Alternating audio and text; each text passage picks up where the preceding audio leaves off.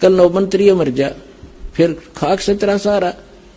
एक भगत बताओ था कि मेरा बुआ का लड़का था, संजय गांधी का खास निकट बन रहा था, घना निकट था, और उसके कारण से आसपास घने व्यक्तियों को दुखी करवा दिया था पुलिस ने।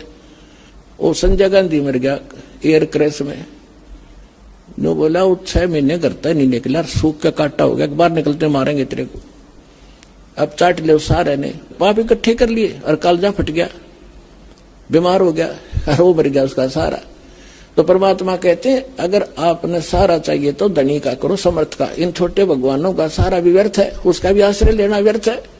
समर्थ का शरणाग हो रंग होरी हो, भाई कबू न हो ए काज राम रंग होरी हो।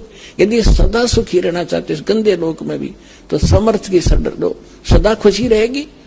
हम पहले होली दिवाली में हम बस इतनी खुशी का बेरा था, कुछ छठे पटाखे बजा लिए, हलवा मिला करता, कुछ झंडा करते का हलवा मिलेगा। आज सदा दिवाली कर दी भगवान ने। आप देखो यहाँ 4-4 दिन 6-6 दिन 10-10 दिन महीने में और बंदी छोड़ अपने बच्चों को होली बना रहा है, हलवे खिला रहा है डेली और खीर खिला रहा है। तो कहते हैं समर्थ का शरणा गौ रंग होरी हो और कब हो ना हो ए काज राम रंग होरी हो।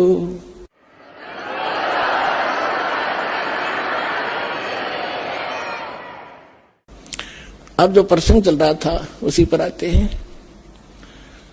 अब परमात्मा कहते हैं बंदे से बंधा मिले, छूटे कौन उपाय, करो बंदगी निर्बंध की, जो पल में देत छुटाए। अब जैसे 4 आदमी बांध रखे थे पीछे नाच करके वृक्षों से न्यारे न्यारे, तो एक दूसरे से कहें कि मुझे खोल दे। वो कैसे खोले? कोई स्वतंत्र व्यक्ति आया, उसे अर्ज करी तो चारों खोल दिए। तो यहाँ ब्रह्मा विष्णु महेश बंधे। ये ब्रह्म बंधा हुआ नियम से, ये कर्म से अधिक कम नहीं कर सकता। अक्षर पुरुष बंधा हुआ है, निर्बंध है तो परम अक्षर पुरुष, परम अक्षर ब्रह्म, वो कबीर भगवान है। उससे मिले जब बात बने। अब जब तक द्रौपदी ने अपने कुल का, पति और गुरुओं का, वो वहां बैठे जो नकली पंचायतियों का सहारा तक क्या भगवान ने मदद नहीं की। जब उसने देख लिया कि अब कोई नहीं तेरा, जब आत्मा का परमात्मा ही है, आज भी है और फिर भी पहले भी वही था, यह भूल लग रही थी हमारे। जब हम अपने पिता को याद करते हैं, अब उसमें कौन याद किया? उसने कृष्ण याद करा था। ने कहा था हे भगवान, हे परमात्मा, आपकी कहीं हो तो आज मेरी इज्जत रखियो। अब कहते हैं देते को हर देत है, जहां तहां से आन, अन देवा मांगत फिरो, फिर साहेब सुने ना कान। जिन्होंने पूर्व जन्म में धन दान कर रखा है, आपत्ति को धर्म कर रखा है, आपत्ति आवेगी परमात्मा उसकी तुरंत मदद करेगा। और जिन्होंने कभी ऐसा पुण्य किया नहीं है, कहते फिर मांगते फिर यो कोई कान भी नहीं सुनेगा आपकी। अब यहाँ क्या होता है? परमात्मा ने अपनी बेटी प्यारी आत्मा, क्योंकि जो जन मेरी शरण है ताका हूं मैं दास, ये भी विधान है उसका।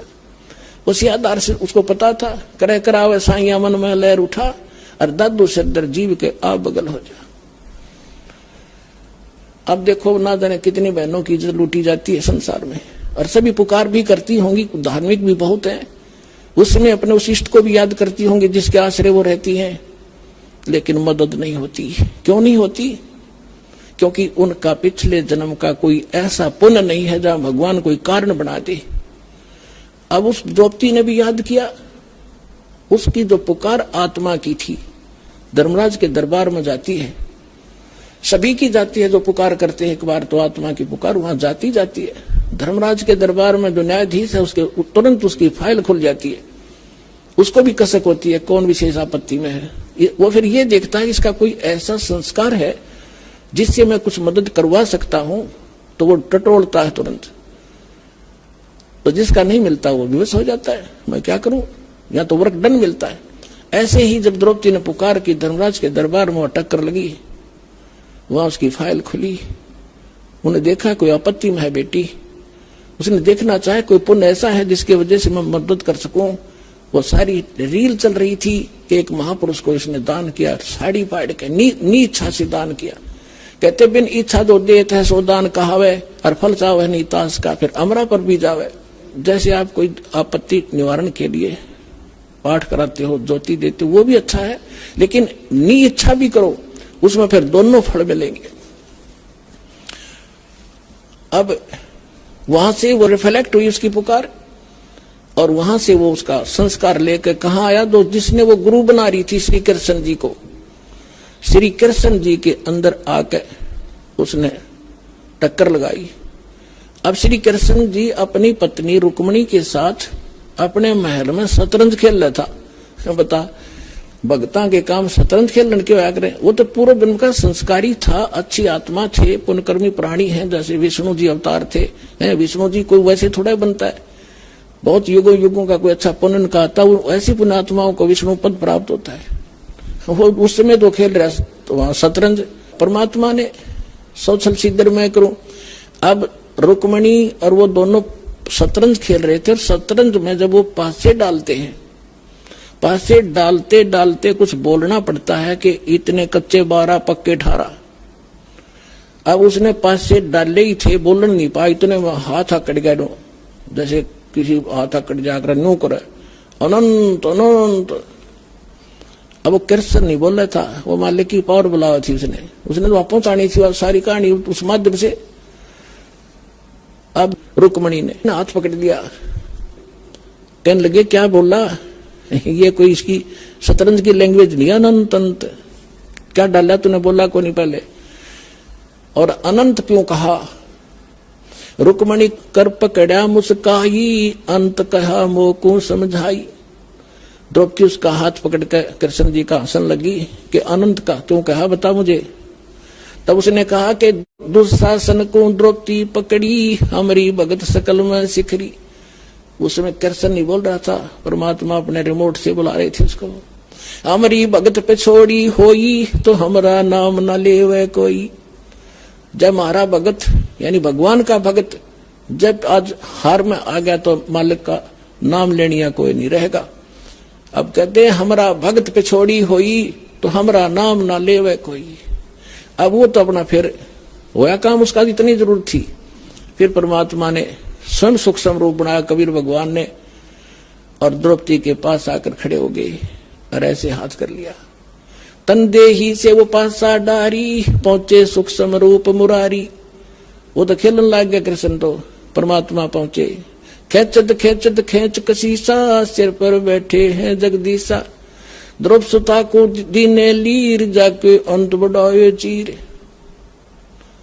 एक कपड़ा दिया था, एक बिलात का 9 इंच, और इतना ढेर लगा दिया दुशासन से योद्धा, जिसमें 10,000 हाथियों की ताकत बताते हैं, और नो खींच खींच के ढेर लग गया, पसीना पसीना हो गया, थक गया। वो लड़की का चीर नहीं समाप्त हुआ। अब बात आई गई हुई, साड़ी काट दी, वह चली गई अपने, और उसने बांट दिया गरीबों में, और ढेर पड़ा था। अब कुछ दिन के बाद श्री कृष्ण पहुंचे। स्वाभाविक श्री कृष्ण जी को मालूम नहीं किए था।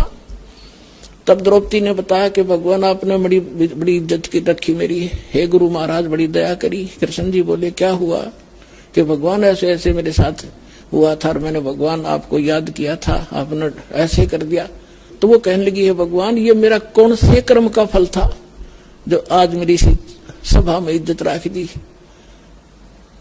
अब यहां तो कर्म का फल गिना जाता है।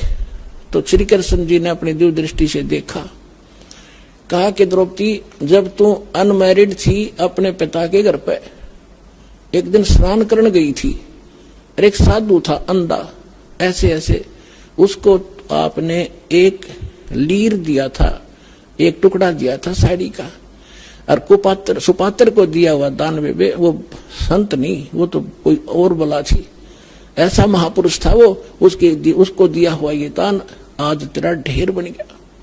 तब द्रौपदी को रिमाइंड हुआ वो बात, अगर तो हो वो तो इतना अच्छा कपड़ा दिया था। तब द्रौपदी ने कहा, एक लीर के कारण मेरे बढ़ गए चीर अपार, और जब मैं पहले जान जाती तो सर्वस्व देती वार। तो पुण्यात्माओं ये समय आपको स्थान मिल गया है, अब तन मन धन सब अर्पिए भक्ति मुक्ति के काज, और जिनके उर में बंदगी फिर के इंद्र का राज।